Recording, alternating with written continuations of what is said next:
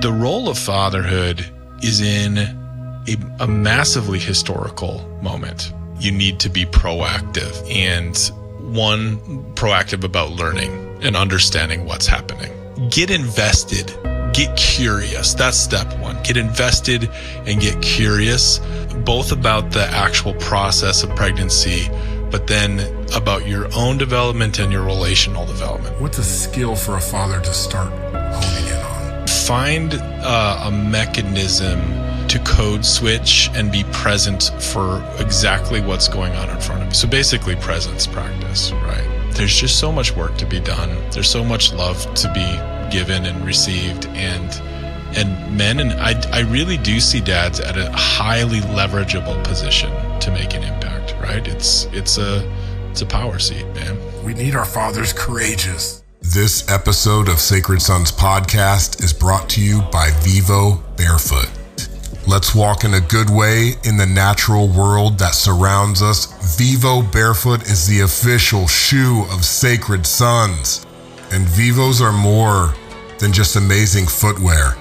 It is a beacon of natural health and lifestyle, proudly certified as a B Corporation with a singular mission to rekindle our bond with nature, step by step, person by person. Vivo Barefoot footwear embraces the principles of wide, thin, and flexible design for optimal foot health. Dive into Vivo Health, where you'll find a wealth of courses and experiences curated by natural health experts. And here's an exclusive offer for our Sacred Sons community. Get 15% off your first Vivo Barefoot order with the code, all caps, Sacred Sons. Go to vivobarefoot.com, find the shoe or boot that you are looking for. At checkout, use the code, all caps, Sacred Sons, for 15% off. And join us as we reconnect to nature and ourselves. Much love, family.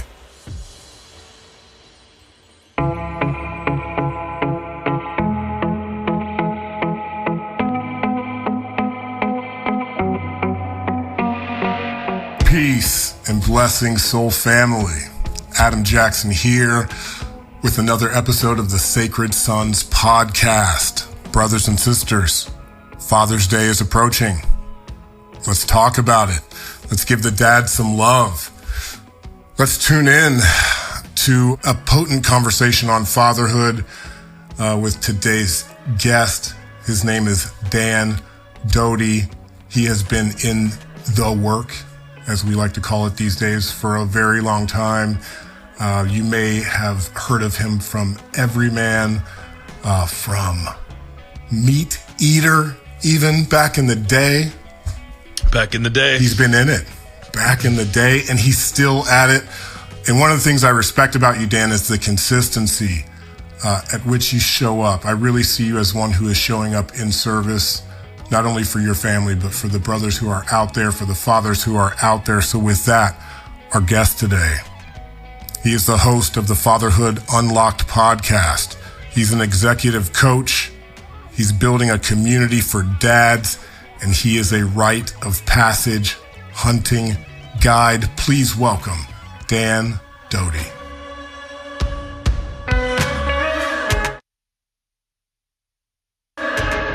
What's up, man? Good to see you again. Good to see you, Dan. We were just talking since the last time we spoke. I've had probably 2 kids, and you have had another one. We're creating humans out here. So many of them. Yeah. I'm impressed that you have 4. I am maxed out at 3. We're thrown in the towel, man. Yeah. All praises to the mom. You know what I mean? Mm-hmm. I've got an incredibly strong partner, Hannah, who holds it down in an incredible way. And I'm not one leading a quote unquote life of normalcy here. I'm traveling around the world, holding space with thousands of men, and it's an uncommon life. And so all honor and glory to all of the mothers who bring life through. But today we're going to talk about fatherhood, and I'm stoked to give us the space to do that. Before we do, Dan, I want to invite us to take a big, deep breath for ourselves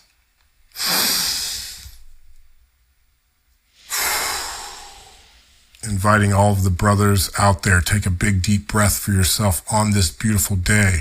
Dan, what is most alive and present with you today?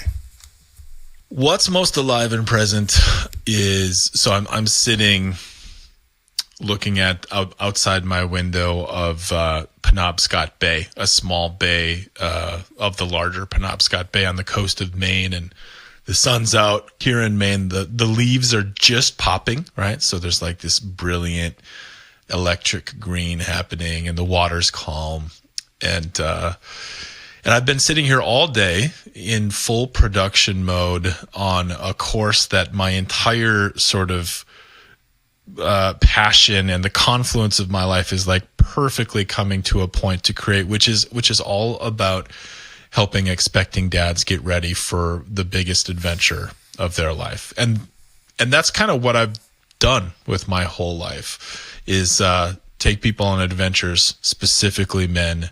And yeah, I mean, I feel like I'm on a pretty big adventure myself these days. So that's what's alive for me. Beautiful. Adam checking in. I needed it too. I'm checking in with I needed it too.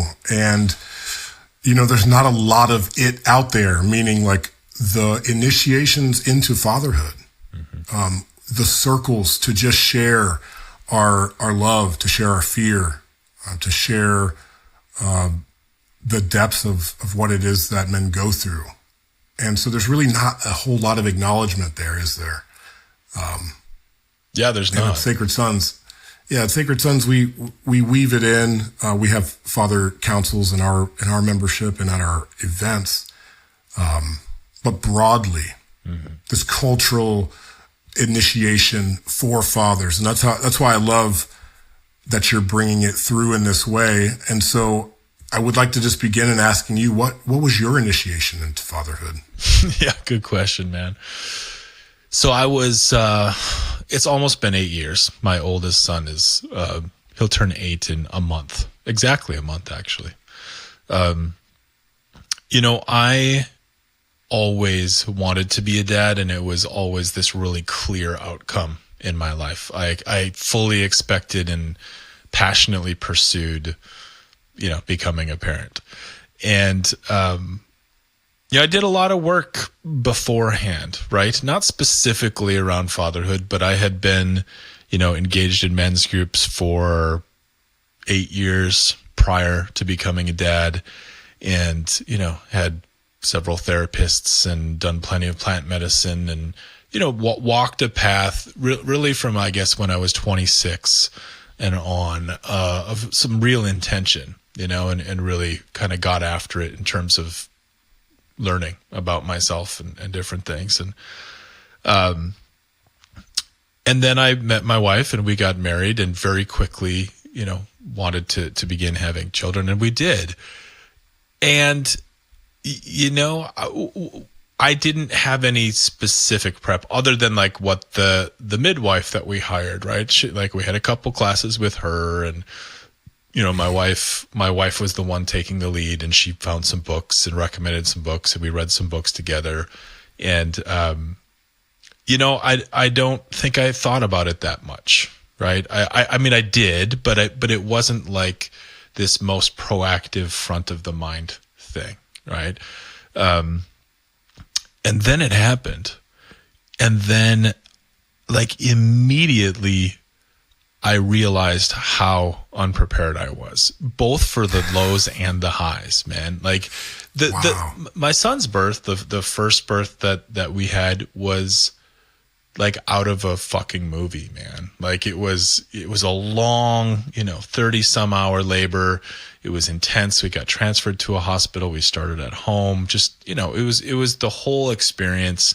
And then Duke came out, and he like wormed his way up onto Elise's chest, and I like walked around and I got down like eye to eye with him, and the dude fucking like lifted his head up and looked directly into my eyes, and like just no idea that was even a possibility. I didn't know that could happen, and it just fucking my life ended and started again in that moment. It like totally, and I mean, it sounds a little dramatic, but it felt dramatic when it was happening, man. And then the next month I got fired from my big job. And I started feeling this immense weight of responsibility that I had never, ever expected or had no way to even conceive of. Because in that moment, as those eyes are looking back at you, that's the moment where you realize I'm responsible for someone else completely. Yeah, man. The analogy I like to use for expecting dads is like, so we've never played football before in our lives. Like, we've never been on a field. And then somebody gives us a helmet and we walk out on the stadium and we're on a fucking NFL field playing a game on a Sunday afternoon. It's, it's like the stakes are high. It is full contact and it is terrifying. And we've literally never played before. It's just like, what's going on? Like, why are we not practicing? And then someone gives you the ball and goes, run. Yeah. Well, let's stay here in the power of birth. I think this is also a place where we as men get like we can move too quickly beyond it. Like, you're someone who has participated in many ceremonies, as you said. Mm-hmm. Like the ceremony of birth, to bear witness to the power of women, to the strength of the mothers as our children come through. And for those of us that have different experience, my daughter Winona, as she was just born, we had a home birth, tub, bedroom, electric LED candles, the whole deal. Owl feather fan, the whole deal. Mm-hmm. And Winona comes out, what they call posterior, sunny side up, moon side up in this case, because it was evening. And she comes out underwater, face up, and then her eyes just bloop, opened underwater. Whoa. As we're reaching down and bringing her up to us. It was the ceremony of ceremonies, the ceremony of life. And also how close it is to death. What's your take on that as someone who goes out into the wilderness, into the wild? What more wild experience is there? No, there's just not, right? There's not. I recall a story briefly from my younger years when I was in my 20s and in New York City, and I was dating this very mysterious, powerful older woman, and I was like pursuing peak experiences, right? So I was doing plant medicine and major wilderness expeditions and things, and she was just sort of grilling me, and she's like, "What are you doing? What are you up to, man? Like, what's the point here?" And I don't remember how we got to it, but at one point in that conversation, she looked me directly in the eyes and is like, you know nothing. She's like, you don't know shit. She's like, I've given birth to 2 children and you think you're playing around here in the deep end. She's like, you don't know shit.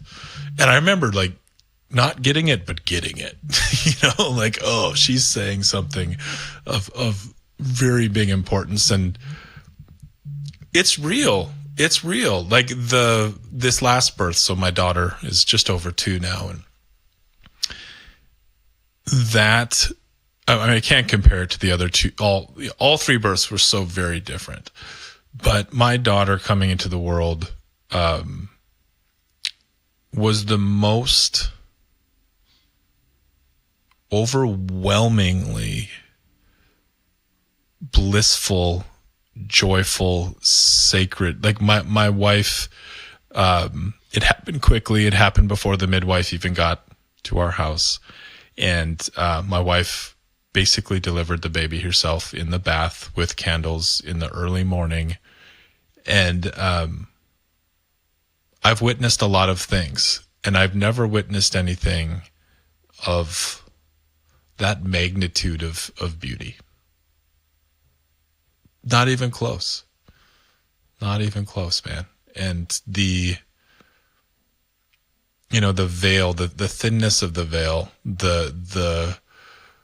it's so wild. It's so mundane, right? It's just like we've all been born. It's all just like what happens, but it's also so you can't argue with the fucking mystery and the wildness and the just miracle, right? I mean, of course, we say the miracle of birth, right? But you are literally, I'm so grateful to have the ability to have been present and aware to really experience that and let the impact land, you know? I mean, fuck, man. It's insane. There's an entire kind of like culture of men who are not a part of that process, you know, or seeing it as something not to behold, but to like be done, right? You know, like in a way. And I think that's, you know, my perspective on this thing we're talking about that we're calling fatherhood. I don't think there's like an expert. There's no like, oh, I'm the guy who's going to teach everybody how to be a dad. I don't think that exists. I think it's in the conversations and the acknowledgement of our experiences that we gain the most wisdom, right? Yeah. And so what it seems to me is that you're giving your wisdom in a way for those who are, you know, coming into this initiation, you know, to prepare. And so, you know, you have fatherhood unlocked. What is this lock that you speak of? Like, what is it that the men need to unlock, you know, to get ready, or maybe from even your own experience, what did you need to unlock? Yeah. I mean, for me, I think the way, so I'll go before I became a dad. One of the locks is like a binding compression suit, a snow suit, a tight limit that our culture and our experience in life has put on us in terms of our hearts, in terms of our minds, in terms of our ability to give and receive love, our ability to be present, right? So we just have the sort of amalgamated pressure of life that has crunched us into less feeling, less capable, less expansive, less present humans, right? That's part of the lock. Part of the lock is also just the social construction of what the role of fatherhood has been, how it's talked about, how it's demonstrated and modeled. A huge part of the lock is the limits of our own fathering, and we are trained to be fathers by our own father or our lack of father, right? And so that's a massive fucking lock. And I agree with you. There's not one expert. I'm certainly not that expert, but I tell you what I do have is I have 20 years now of creating the conditions for the developmental education that helps men expand and flourish and truly mature into a full sense of self, right? It's the education that we didn't get as young men, right? Whether it's men's work or whether we're talking about fatherhood, it's an education. It is, but it's a specific type of education. And actually, this is really interesting. And I'm so grateful I just came in to know this author and researcher, Robert Keegan. He's been at Harvard, and his whole world is about developmental education. And he studied, like, what is it that helps us grow up? What is it that helps us deepen our capacity to think through more complex things, to feel more fully, to be mature, and you know, just this sort of wiser, more complete, more full self that we all might be able to get to, right? And he kind of juxtaposes it with learning skills, right? Like, skills education is pretty straightforward. You know, you learn how to do some things and you go do them, and that's the interactivity with the world. But developmental education is understanding what it takes to actually grow as a human, right? And it's really pretty straightforward. It's pretty cool, man. It's like, you need psychological safety. So you need to be able to fuck up. You need to be able to express yourself. You need to be able to have like an open space. You need problems that require you to evolve, right? So you have to have things in your life that require you to expand your consciousness and awareness and your capacities. And I'm not going to remember, I should have made notes and had them all, but you need mentoring and coaching and guidance, right? So basically what you need is a fucking village, which humans had for a long time, right? So that's what I'm offering. That's what I'm attempting to offer now. is a reconstruction of a naturalistic human village to create the developmental conditions for men to grow up and step into this most sacred of roles of fatherhood and fucking flourish. Not only, for their own benefit, for the kids' benefit, and for the generations to come. That's my mission right now. Yeah. Yeah, and it's not going to look like it looked in the old way. As much as we desire it, long for it, fantasize about it, it's just not. No. So once we make that acknowledgement, it's like, yeah, let's utilize the technology. Let's find those who are out there on similar missions or like-hearted, like-minded, and utilize the technology to actually come together. And then to bring it into reality, whether that's a retreat, whether that's a convergence or a rites of passage experience. What do you see out there when you take men into the wilderness? Because, one of my brothers, Darren Silver, we had a long talk recently about how, the feminine is so connected to the wilderness. And as men, it's important for us to go out, right? And to and be engulfed in that. To come into deeper connection with ourselves, so I'm kind of giving a both and, meaning we're doing the Zoom calls, and I know that. Yeah. Right. We're doing that. We're doing that part. We're utilizing technology, but I know you have this other passion for the wild. So how does the wild come into all of this? I mean, if it were possible, and I'm working to make it possible, I would close this computer for good. And I would throw my phone in the fucking ocean, and you can find me on my land with like a shovel in my hand, man. Like that's the vision. That's where we're headed here. And you're right. Like the capacity to share and connect digitally. I mostly mean what I just said, but also, here we are. I found myself and my soul and my most unlocked version of myself in the wilds when I was 13. It was the first time I ever went on a real wilderness trip. It was a canoe trip in the Boundary Waters in northern Minnesota. And it blew the lid off. Like I just had no idea, I had no idea I could feel that way. And it's just been a beacon in my life ever since I was I'm so grateful that I had that at that time. And then when I became a young man and graduated college, yeah, my first career was that of a wilderness therapy guide, right? So I spent 5 years leading groups of young men in like very legitimate wilderness scenarios. The longest I ever did was about 47 days. And it was, it's just that it's actually really simple for me. So like out there, I find that I don't have to work to surrender. I find that I don't have to sort of like effort to, I wake up and I feel a surge of love and, whatever. It's just, there's just this life, right? And there's a connection. Yeah, man.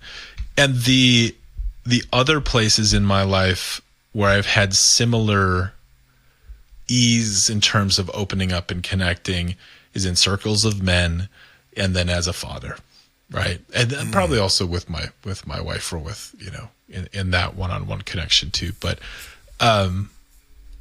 it just makes sense.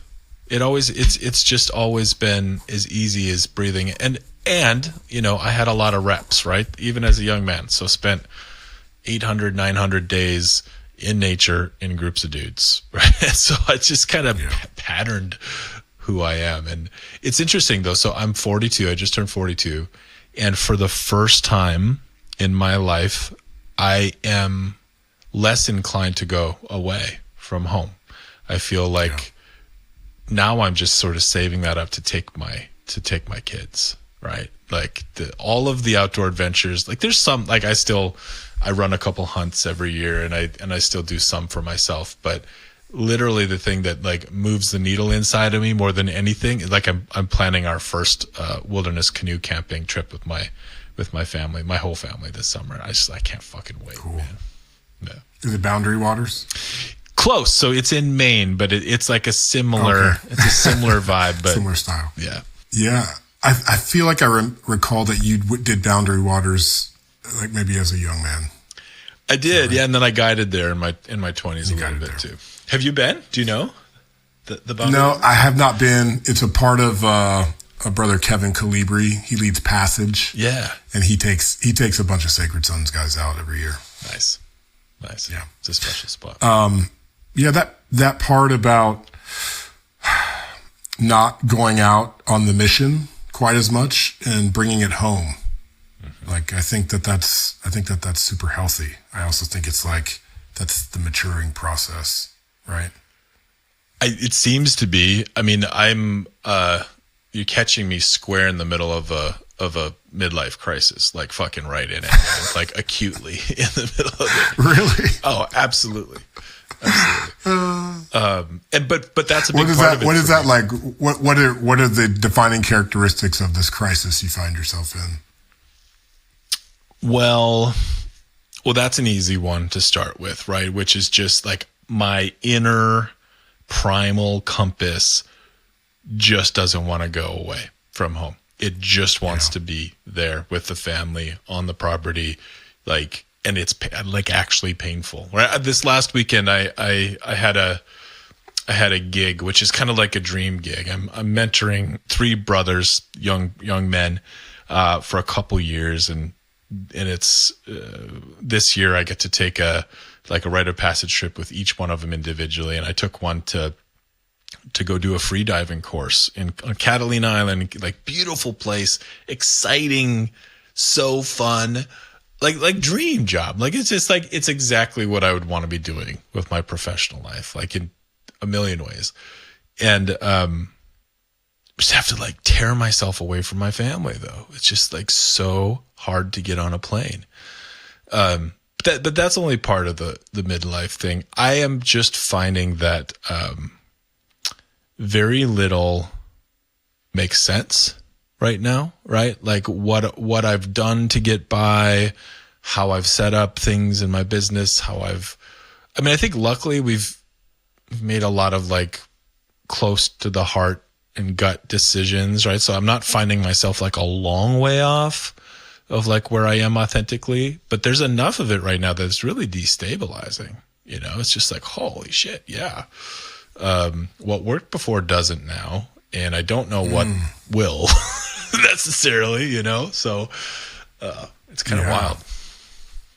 Yeah. Are you feeling, I mean, you've referenced you're 42, I'm 43, I'll be 44 in July. Are you feeling, your age in terms of like watching technology and strange youth behavior move in front of you? Like what is happening to culture in that way? Yeah, that's interesting. I guess so. I don't often put it in the framework of I'm a crusty old man, sort of, not approving. But I think about it all the time, right? Like earlier this year I did some sort of parenthood and AI talks and that's cool. I think that I just think we're entering a period of unprecedented who the fuck knows, I think that things are so kind of about to break open or have already broken open that so no, I don't know. I don't find myself too critical of the younger generations. It's more I think more about like the whole, you're like, how the fuck are we going to do this? And I think a lot about like, what's the move with our kids, right? Like what are the ways to show up for them that will mean anything in this unknowable future, right? I think about when I was a kid in the 80s and 90s, like I think my parents were like, yeah, I don't know exactly what's going to happen, but it seems like Daniel's just going to go to college and get a job just like everybody has for as far as we can remember, right? And fuck, man, I don't know what is going to happen to my kids' life, do you feel similarly? Or I sometimes I wonder, have I like lost the thread here? Well, I feel the sense of uncertainty that you're speaking to. I feel the sense of the boiling frog of the situation that we're in collectively, economically. Like, people aren't doing well. I'm one who's connected to a lot of men, as you are. And it's not to say like, oh, this level, that level, that level. Like, collectively, people are like not doing well. Things are tightening up. That collective strain is happening. So I do feel a little bit of that. But what I feel from this is like, you were talking about this in terms of the role of the father. So like provider, protector. These things, these identities are changing. What that means has changed significantly, not only since the 80s, but just like 100, 200 years ago. What it meant to be a father in terms of protecting and providing was very different. And maybe what it meant, let's say to, a group of pilgrims sailing over to the new world. Yeah. What it meant to be a provider, a protector was very different. Like I don't think the situation has certainly changed, but I think the emotions are the same. What you're experiencing, that emotion, that depth of like, what the fuck? I guarantee our ancestors, our fathers, the grandfathers who came before us, my grandfather, I'm sure was in situations of more dire what the fuck even than I'm in. Because it's interesting, isn't it? As it's dire, it's still like there's food delivery, there's all this access that's still here, and minimum wage is $50 an hour or something crazy. It's a fun game, right? So like in the Paleolithic time, right? What was a dad concerned about? Fucking saber-toothed tigers and the weather and, food, basic survival, right? And in, I don't know, like ancient Egypt, I was just reading an article about this marauding sea culture who brought this giant army and was going to, so, you can imagine, I don't know, maybe you were afraid for a lot of humanity about war and violence and other people coming and killing your family, right? And yeah, you're right. Like the Pilgrims or early settling of America, depending on where you were. Maybe you're in New York City and you're worried about crime or some fuckery going on, or you're out in the boonies. Those first generation immigrants for all of our ancestors as Americans, like those first generation immigrants. What were the fears of those fathers? What was on their shoulders, bro? Right. I know, and man. to hold that perspective is it actually gives me a sense of calm and of relief. Like, oh, every single one of my ancestors survived for me to be here now. And so I know the capacity within myself to be able to meet whatever situation arises. There's for me, there's some, I feel empowerment in that. I think our challenges are, because if you fast forward, right? Because think like World War I, we were scared of that, the Cold War, we were scared of nukes. In the 80s, 90s, that was starting to go away a little bit. And I think there's this is my experience, that the 90s, maybe there was a little gap of like, I don't know what we're too afraid of. I felt like maybe there's a little window of ease, but I was a kid, so what do I know? But here's where I'm getting. Was it 2013 or 2000? When was the iPhone fully released? 2009? Whenever that fucking moment happened, dads and parents have had a substantially new, like different thing to be protective of, right? To protect from. And that technological aspect, that's not new, right? Technology has been changing for as long as humans have been around, right? And maybe there has been mental health and wellness impacts along the way. I don't know. But it's like spiking. It's spiking right now, right? So like there's the books coming out, even just in the last month or 2 months, like the data is very clear how harmful the combination of social media and smartphones is. And, that plus the feeling of geopolitical unrest and the yeah, man, I don't know. I mean, what would your great-great-great-grandfather say if he's like, he sees you with this device? You'd be like, turn it the fuck off. You'd be like, throw it in the ocean, son. Like, I mean, I'm bringing the perspective of like, we are this like we're in the age of information and this technologically oppressed civilization. And there are still people living on this planet right now with no technology, with no clean water, with no access to food. Our plights, in my humble like perspective, is like, God, are we all a part of this affluenza? Have we fucking lost it? If anything has lost the plot, it's of this like that we need all this shit in the first place. You know better than any of us, Dan. We don't need you feel so good when you go in the woods because you leave it behind. 100%. Yeah, I think maybe when we talked, I don't remember where I was. Maybe we had already moved to Maine, but we lived the full minimal life as a family. You had just moved to Maine last time we spoke. Yeah. You said it was a great decision. It was a good decision, but the 2 years before that, we lived in an RV. 300 square feet, full minimal life, right? 2 kids, 2 cats and a dog. And it still remains as the most easeful, joyful. It's just a bright spot. I mean, we got good times now, but those were fucking good times, man. And they were not easy times.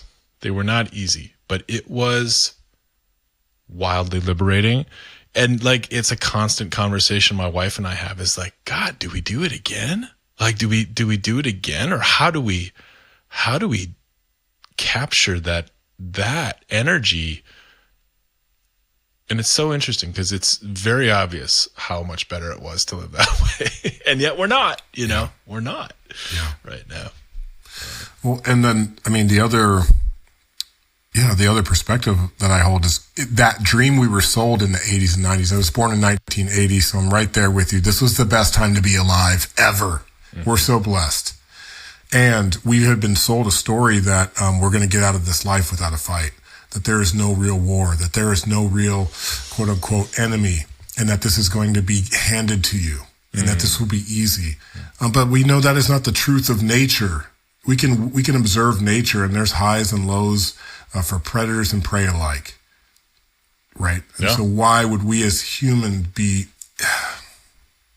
I guess when I'm coming back to the emotion, is that no matter the circumstance or the story that we tell ourselves about what that enemy is, whether it's social media or starvation, is that, the emotions we feel, the fear that we go through is the same. Yeah. And that's why it comes back to those circles of humans that you are so called to and drawn to, because it helps to alleviate those pressures. Yeah. Many hands make the work lighter. And so that's a part of the reason why I do this too.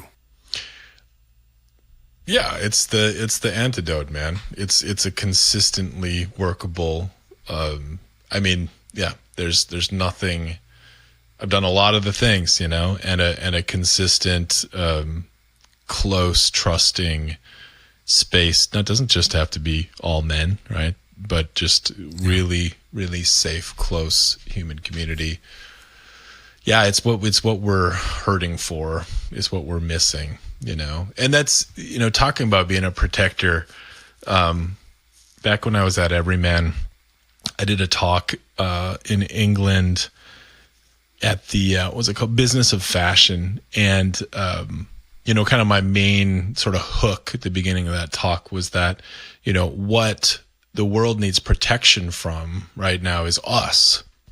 Is men. And I don't mean that we're all, abusers or rapists or violent or anything like that. But what I mean more by that is, what is locked up inside of it. Like I feel like one of where the fight needs to be brought, is internally, and it's not a fight of aggression. It's a fight of compassion, man. And it's a fight of acceptance and compassion and, courage, really, is what it comes down to. Because, one of the hopes with, training and helping expecting dads and dads, and just, I guess, all the work I do is just the amount of holding back that's done by many, many men. I see as like one of the most underused resources on the planet, literally. I literally feel like there's generations of men alive right now that are so stuck and so frozen and so not activated and so not being courageous. And, to bring, like you said, I mean, they used to always say every generation needs a war, right? And it's hard to define it right now. It's hard to define. It's like not like one simple, clean, clear bad guy, right? But I think that there's just so much work to be done. There's so much love to be given and received, and men, and I really do see dads at a highly leverageable position to make an impact. Right? It's a power seat, man. Absolutely. We need our fathers courageous. That's the call, man. Yeah. We need our fathers strong. We need our fathers present in the homes, because this creates good humans. This creates, not in a way of obedience, but it creates a respect, because we have all pieces. And man, this is a good place to be, because, like, imagine again, just to fantasize that father who's going off to Vietnam. Like, do you know how much fear that man had, right? Whether he comes back or not. And so you have the pleasure and also the privilege of being home. I stay at home now. I do my work. I'm on calls all day. I get to go off into the field. I've created this lifestyle of being present at home. But just because I wasn't sent off to war doesn't mean there's still not the work to be done. So I like that you're saying it's the inner work. And I'll go one deeper, because one of my mentors, Stephen Jenkinson, said, the only person that you need to protect your children from is you. And when he said that to me, it really, really landed. and imagine if all fathers took up that as a banner. Like, this is my promise. And we do it superficially, but I'm talking about actually. I'm talking about in the heart, in the home. What if we actually took up that banner? Like, my first priority is to protect my family from myself. And so I am dedicated to doing whatever work I need to do to be that man. Now if culture starts from that place, and from the place where birth is revered once again and pulled out of an industrialized system, now we can start creating culture. Now we can come back into love, into this village of which you speak. I mean, here's the cool thing. I think it's like one of the many, but maybe the biggest cool thing is that, like, you might hear that, like Steven said, that, what you have to protect them from is you. You might hear that and be like, ugh, what the, I could imagine that causing some shame or fear or some weirdness, right? But here's the real thing that's happening. The role of fatherhood is in a massively historical moment, a transitional moment, where my father's generation of dads had if you had a printout of their roles and responsibilities, it would look very, very different than yours and mine today, right? And again, this is culturally conditioned, but my dad's mandate was to, make a good living and make us better off than they were before, and be around sometimes, and, just kind of like be kind of engaged, but whatever.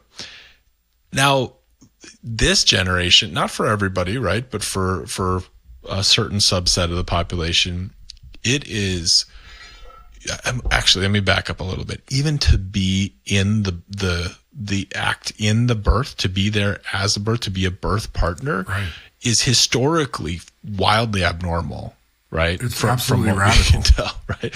One of my mentors, Jed Diamond, has written a bunch of books on men, and he was a fucking rebel. In the 60s, when he had his first kid, they told him he couldn't be in the room as his kid was being born. He said, fuck you. And he walked in there, and he basically barged his way into the room. He's like, I'm going to be there. That's my commitment.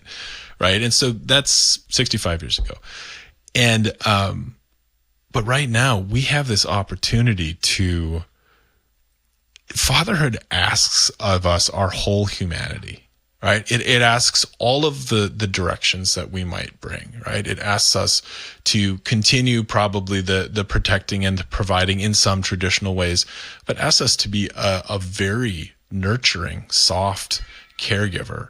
It asks us to be a full relational partner, and take full responsibility. We use this language of be not an employee, but a co-founder, a co-CEO in the home, right? To take full responsibility for all the parts of life. And this is happening fast, man. And it's overwhelming, right? It's like, it's a big, I don't think people take a beat to think about how big of a fucking change this is, right?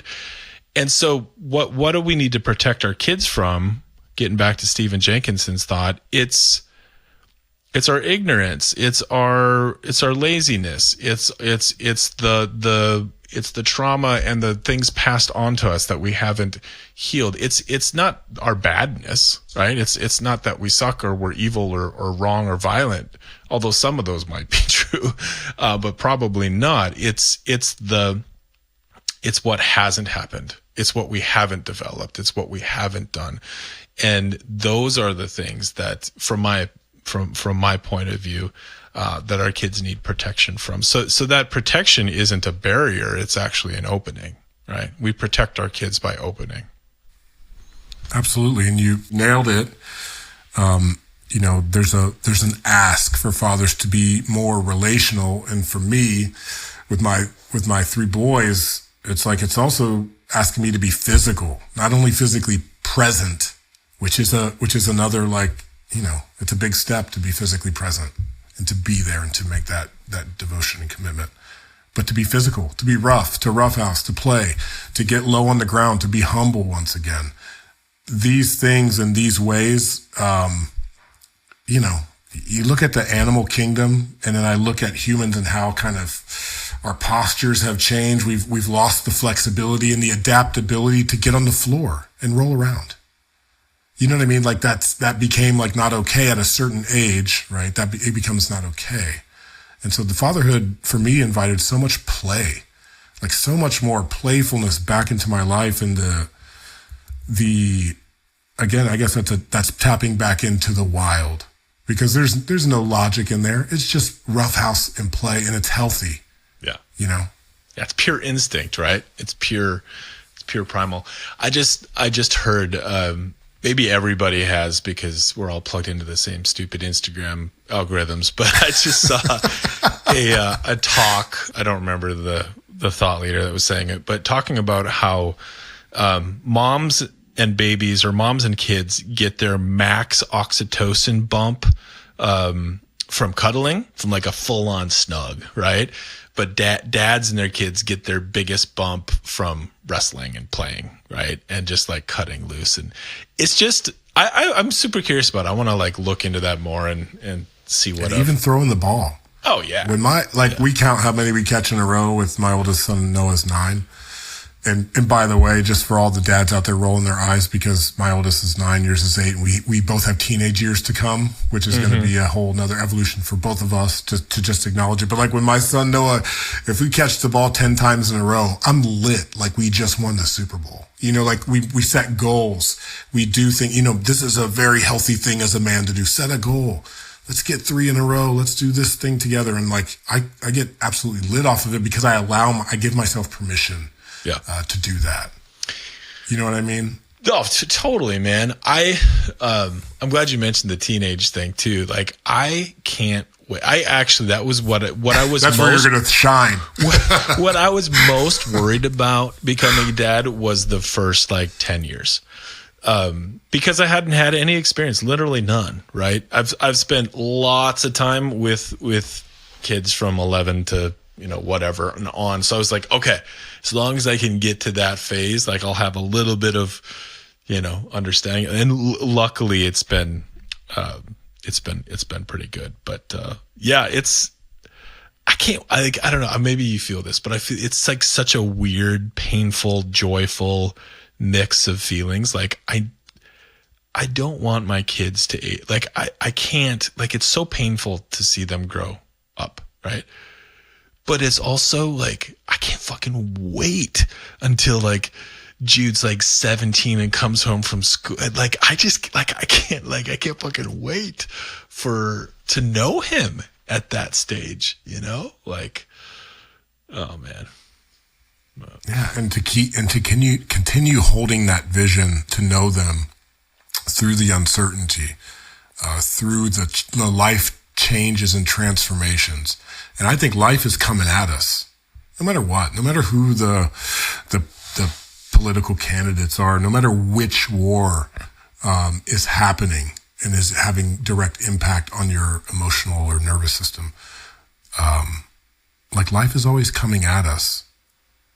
And again, coming back to that sense of our own capacity is one part of it.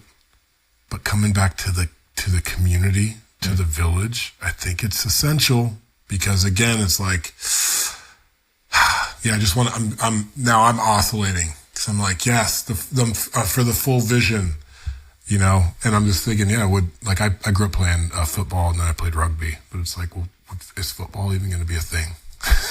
Yeah, by the time my youngest is in high school, is that even the thing, you know, like, but just being open to what is, and to hold that vision. And that's what drives us as men too, is to get to that future state.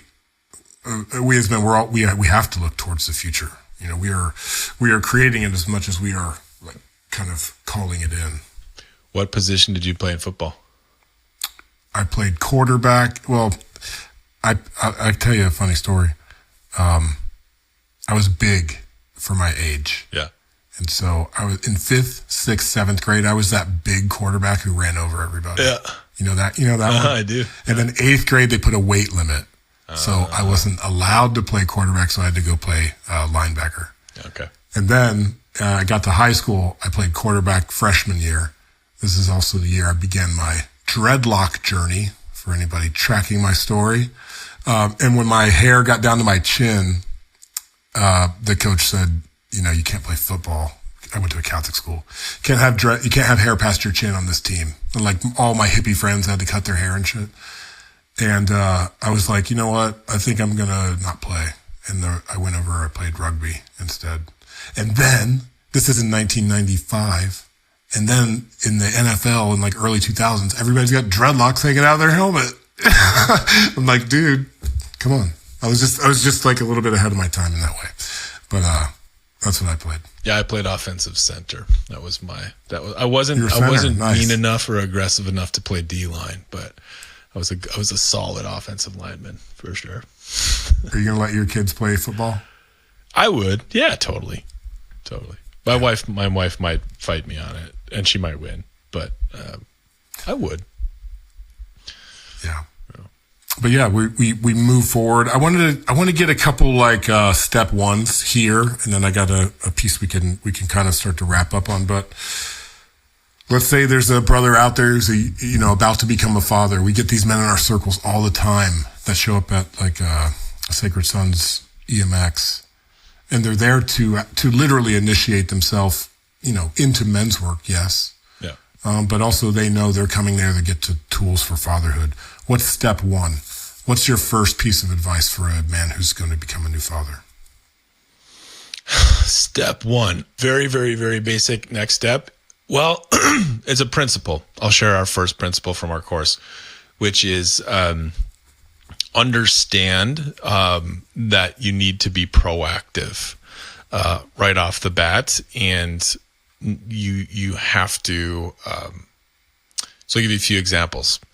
So one, proactive about learning and understanding what's happening, right? So that's as a part of our course, we have a simplified process of books we recommend and things like that. But the proactivity part is do it before your partner hands you the book, right? Like get invested, get curious. That's step one. Get invested and get curious, both about the actual process of pregnancy, but then about your own development and your relational development. I'll just name those three sort of dimensions, right?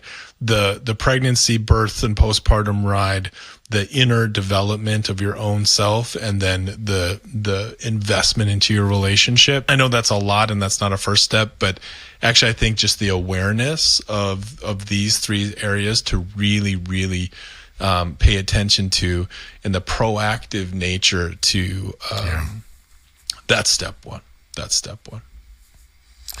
Yeah. Participate. Get in the game. Yeah, that's it. Get in the game. Put your helmet on, dude. The longer you wait to get in the game, like the harder it is. That's step one. Get your helmet on, get your ass in the game, even if you don't know the rules. Just do it anyway. Yeah. Yeah. You know, one of my hardest moments, I was going through it. Maybe Noah was around 1. And I just remember like feeling under-resourced and like, is this what dads are going through out there? You know, in terms of being under-resourced. Maybe it's a book. Aside from groups, aside from work, what's like a skill to develop? What's like to be resourced in the way of a skill? You know, maybe that's breath. Maybe that's like a physical skill. But what's a skill for a father to start honing in on? The nervous system capacity to find a mechanism to code switch and be present for exactly what's going on in front of you. So basically presence practice, right? Like, so the ability to be at work when you're at work, the ability to be playing with your kid when you're playing with your kid, the ability to do laundry when you're doing laundry, right? Like, so that I think would maybe give some of the biggest mileage in the long run, because what it offers is a much more sort of pure flow of energy. And when you cross channels, right, when your mind is here and there, and like that is like our brains aren't actually, we don't have the capacity to do that very well. And that tends to just gum up everything. So it's like kind of the principle of like, you do one thing really well. If you do a lot of things, you do none of them well, right? And I think if we work with our nervous system, our mind, and our attention to build that capacity, that's pretty damn important. That is a huge unlock. That's a huge unlock, because I think we're trained to want to be multitasking, especially even professionals or in college. We're taking all this, we're like taking it all in and doing it all as men. And then that shift into parenthood, like again, like the reality of the responsibility beckons us to show up our best and not to really be spread thin. Yeah, man, totally. Is what I'm hearing there. And that's a developmental thing that you have to train in. Yeah, no, I was just affirming it. But what I want to say is that it might seem unclear how you might train that, but it's very, very trainable, right? So like basic mindfulness training is a good start there. One of the tools that I love to give to dads, a practice that I did not come up with, but I interpreted through some other people's work, is you go home, you put a timer on for 15 minutes, you turn your phone off, and for 15 minutes, you treat it like a meditation practice, but what you're doing is getting in your kid's world. You get eye to eye, you get down, you give them all of your attention, and you just roll with it for 15 minutes. And when you get distracted, you just come back, just like reconnect with your kid. If your thoughts go off about dinner or whatever, come back. That is like, it's kind of like killing a couple birds with a stone, right? That is like awareness and focused training. And it also gives you the benefit of, you know, getting that time with your kid too. Yeah. Yeah. I think, some of the teachings that I've heard out there, like the most important 15 minutes are the first 15 minutes when you wake up, last 15 minutes before you go to bed, and the first 15 minutes of reconnection, whether that's after work or after they come home from school, whatever that is. So though, even expanding it to, that's a 45 minutes of your life. And if that was the practice, if that was it, if that's all we did as dads, we'd be doing pretty good. I'd say, you know what I mean? Yeah, totally. Like we don't have to overcomplicate it. Well, I'm going to give one more quick answer too, which is a global thing. Is we to really do this job well, the dad job. You gotta slow the fuck down. You gotta slow it down. You gotta slow everything down. You gotta breathe more, and you gotta slow down.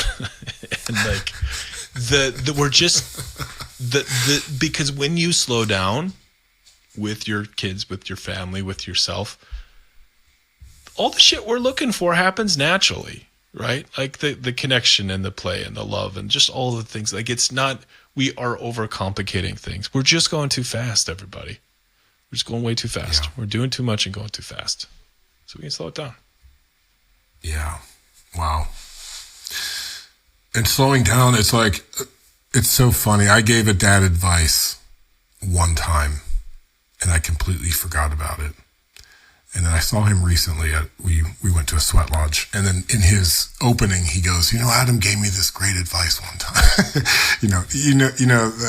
I have no idea what I said to him. And he's like, what he said was, our kids don't need us to correct them. They need us to teach them, like show them the way. And it hit me at a time where I needed that dose of my own advice. So I was kind of like just getting it boomerang back. And I was like, yeah, because sometimes I want to speed up and I just want to say, no, you're doing it wrong. Just do, just correct it. And instead of like teaching the why, like, why are we even doing this in the first place? They're slowing down enough to allow, the learning to happen, because the learning is in the doing. It's not in the telling. Yeah. You know what I'm saying? It's in the modeling is what it is. It's in the modeling. It's in the actually doing. Yeah. The one underlying principle of how I work with dads is that, like, I don't use this language, but it's almost just like, shut up, dude. Just shut up. Like what you say means nothing. It means very little. How you comport yourself, how you talk to people, how you pay attention, how you live, like that is what they are literally like copying their nervous system off of yours. They are watching everything you do, and some they reject, but a lot of it they just, I don't know if you have this experience, but my firstborn, my son Duke, right? Like it's so endearing and sweet, but it's also a little alarming to see my mannerisms in him. I think the younger ones had a few other people to pattern off, so it's not such a direct Xerox, right? But it's like, we are mimetic creatures. We literally learn by being shown. This morning, Hannah came back from dropping off Holland, and she goes, Adam, Holland's nature school said Holland was sitting down, they're drawing, and out of nowhere he goes, my dad says fuck. In front of the teacher, they're just like doing their little doodles, and they're just like, okay, Holland, like that's cool. Like that's okay. So it's like, yeah, they are listening. They're watching. They're tuning in. So yeah, it's like, that's the level of responsibility. The mindfulness, it's, and I think a lot of us, have stories of those first times where our kids mimic our cursing, mimic our, model all of our, big energy, even, excitement, anger, all of the things get reflected back. And the hidden things, right? So like, for example, I have been working in therapy most of my adult life to sort of let go of this gripping tension, fear that I see in my mom and I saw in my grandma and I know is inherited, right? But like, that's not, you don't notice that necessarily unless you really tune in, right? Like I remember one of my buddies had like what did he have? Like a back issue, like alignment issue or something. And he's like, yep, this is just the family thing. My uncle had this, and my grandpa had this, and his dad had this. And something happened where a doctor So they thought it was genetic, right? They thought it was genetic. But what they found out was that it was actually postural. It was developed in from the mimicry. It was from mimicry. It was from mimicry. Wow. Yeah. Wow. Our kids sit like us. They breathe like us. They feel like us. They, it's wild, man. So yeah, we do have a lot of responsibility, and we don't have to be perfect, right? That's not it. But awareness is a good thing. Yeah, and I like to say it's not about perfection; it's about participation. That first step for you of like proactive participation in this, I think, and that also goes to like willingness. Yeah, and so that's there's a piece in the work. Are you willing to go to those really uncomfortable places? They don't ever get necessarily more comfortable either. It remains to be uncomfortable. That's a pain in the ass. All the cold plunges you want. It's just life. It's life. It's life, right? Yeah. Totally. Okay, so there's life and there's death, and there are the little deaths. There's the other journey in fatherhood is, when do we call it quits? When are we saying this is my family? Did you tell me that you're on deck? Are you headed for the big sacred snip? I am headed for the snip. Yeah. And it's happening. I have a check-in next, I think later this week or early next week. And then, yeah, I'm getting the vasectomy. And I'm just trying to like gauge how much vulnerability I want to let out here. But I wish I would have done it earlier. We had an unwanted pregnancy that didn't end up being viable, but was a huge drain on my wife and caused some real substantial suffering. And I have felt really, really like a full body no against vasectomies, and this is like a pretty maybe unpopular position to take amongst certain crowds these days. And what was your resistance? I've never had a willingly chose a surgery. I don't have any tattoos. I don't I just feel no modification. Yeah. I just feel really, and that's part of it. But I think the part that I don't want to share is that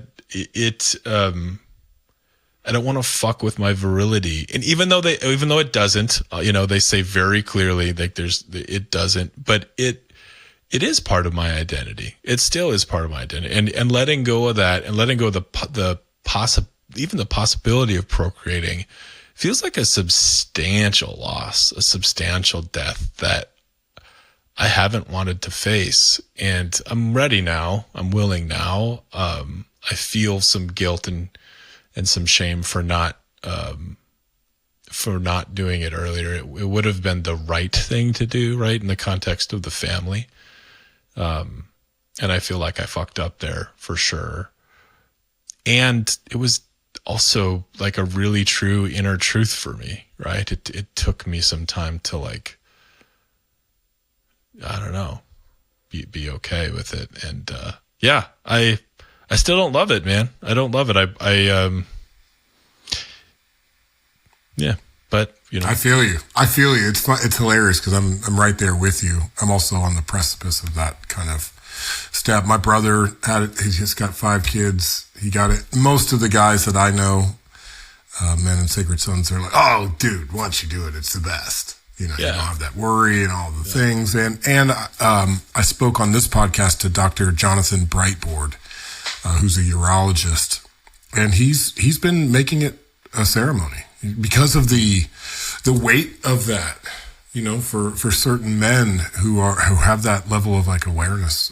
And I know Jonathan. I should reach out to him, man. You should reach out. Yeah. Reach out to Jonathan. He's great. He's offered to come out and do mine in the desert and all kinds of crazy stuff. Oh, wow. But he's like, that's how easy of an actual procedure it is. But the thing that he said that stuck with me most is that doing this is a devotion to the family and to the children that we have now. Mm-hmm. So yes, there is a death of the loss of possibility and potential for life. but it's also that loss is not in vain. It's in an act of devotion. And that's what's calling me forward as I have 4. If resources were unlimited, as it were, maybe I would just continue on doing the thing, but they're not.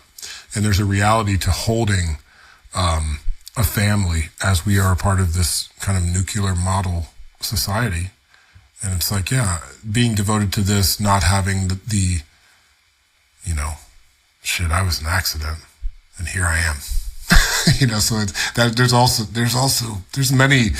there's many thoughts that I have, but on top of all of it, that devotion is the piece that I'm really interested in.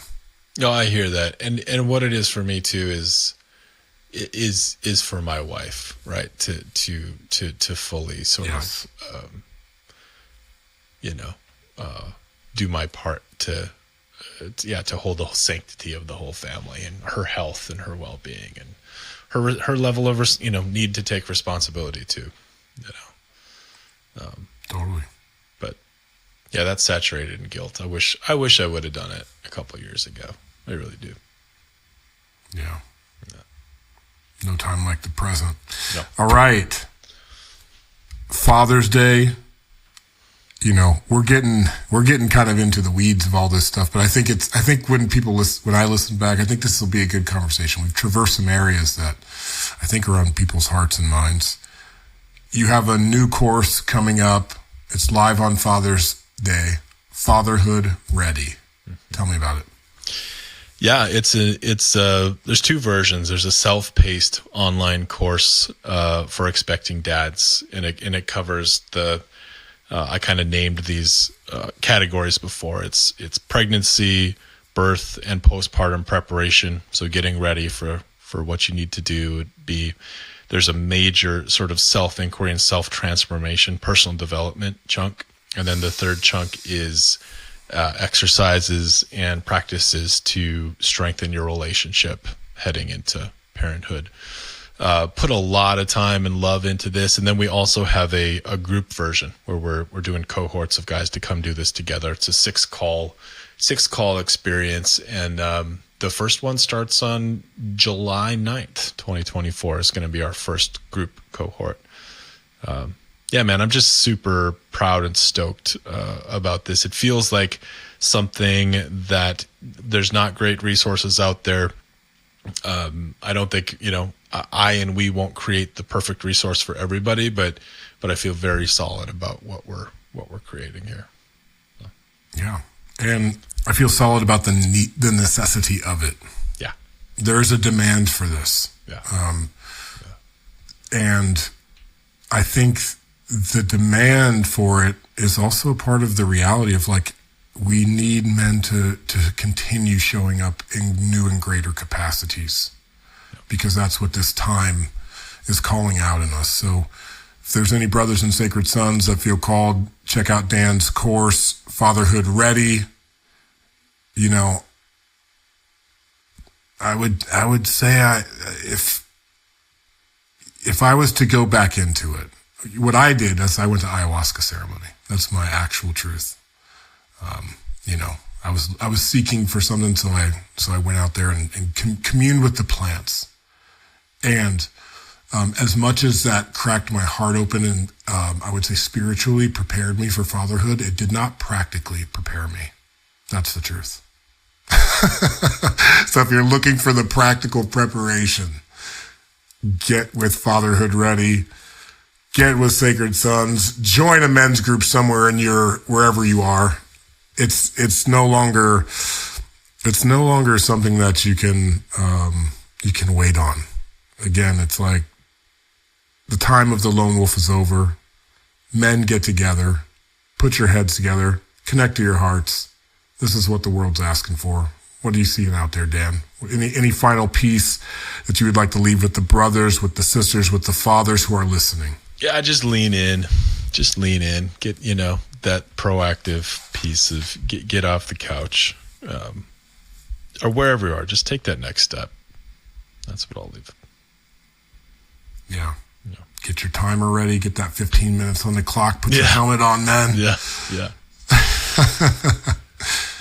Yeah. And then when the deeper work is there, I would like to even join you. That the rite of passage hunting programs. This is another part of getting reconnected. I think these are, again, like I'm personally disconnected from my food sources. Yeah. In many ways. Yeah.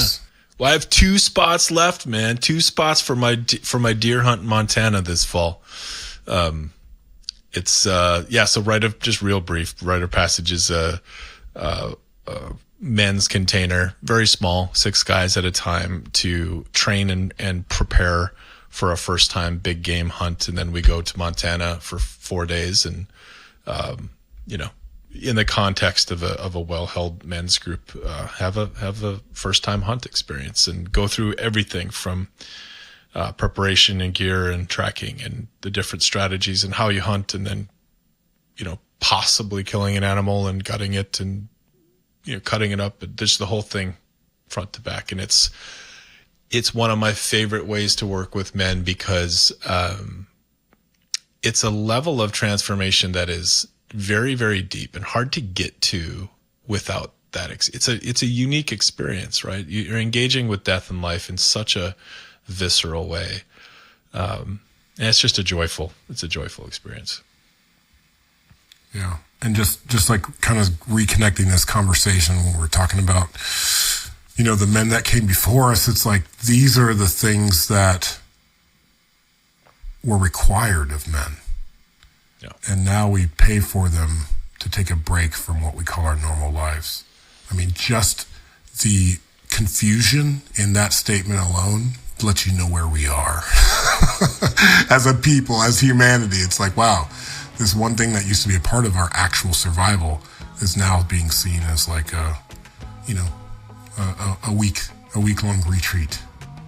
That is, that alone is kind of lets you know where we are. So all of these ways to attempt to reconnect with our humanity, with our humanness, I think it's all healthy. Dan, I would love to connect with you in person sometime, when that happens.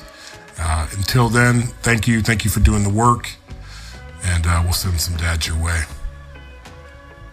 With that, Dan Doty, Adam Jackson, Sacred Sons, we're out, family. Peace.